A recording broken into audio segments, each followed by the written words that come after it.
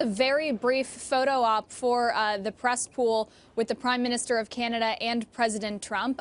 Noticeably, there was no handshake until the very end when President Trump asked for another handshake in front of the press, saying, I think they want to see another handshake. Of course, that follows the handshake when Prime Minister Trudeau arrived at the portico here at the West Wing after having to wait for a few minutes because he was early for the appointment. He was here just a few minutes before 11, and so they were stalled here in the driveway just before going in. Of course, there are several meetings to take place throughout the day, which is where some of the more substantive conversations will be taking place. And as we get more of that news, Carl, we'll bring it to you.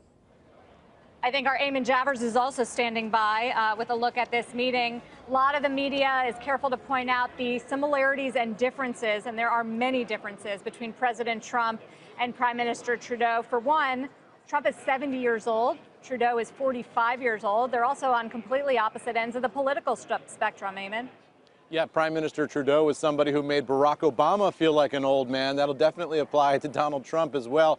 And then watch the personal relationship that develops between these two leaders, because for Donald Trump, he very much values that interpersonal connection. We saw that at play over the weekend with Shinzo Abe going down to Mar-a-Lago. They played golf. They had dinner together. They made an emergency announcement responding to the North Korean missile test over the weekend.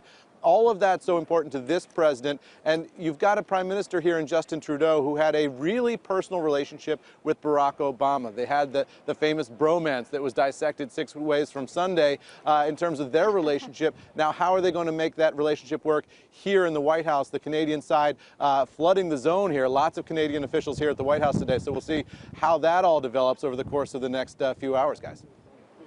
Eamon, what's at stake for the Prime Minister in this meeting? How much leeway does he have to cozy up to President Trump, given that the president's comments about trade with Mexico and Canada have been somewhat aggressive?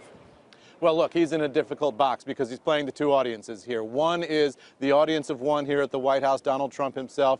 Justin Trudeau is going to want to have that good personal relationship that we were just talking about. But then there's the domestic political audience back at home in Canada, where his political base, Trudeau's political base, is not necessarily a base that looks favorably on Donald Trump. So how does he finesse that, show enough warm relationship here with this White House and yet enough distance to appease his base back home? That's going to be the sort of tricky balance, and we'll have to see how it rolls out.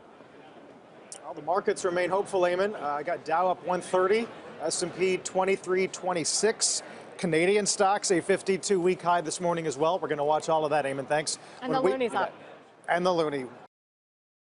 Hey there, thanks for checking out CNBC on YouTube. Be sure to subscribe to stay up to date on all of the day's biggest stories. You can also click on any of the videos around me to watch the latest from CNBC. Thanks for watching.